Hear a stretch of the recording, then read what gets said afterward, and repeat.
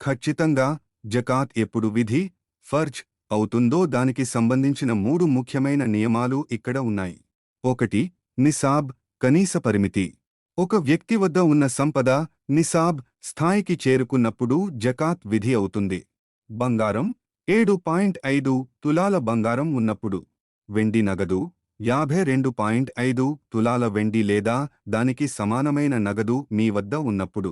నేటి కాలంలో వెండి ధర తక్కువగా ఉన్నందున వెండి విలువను ప్రామాణికంగా తీసుకుంటే ఎక్కువ మంది పేదలకు మేలు జరుగుతుంది. 2. ఒక సంవత్సరం కాలం ల్యూనర్ ఇయర్. సంపద కేవలం మీ వద్ద ఉంటే సరిపోదు.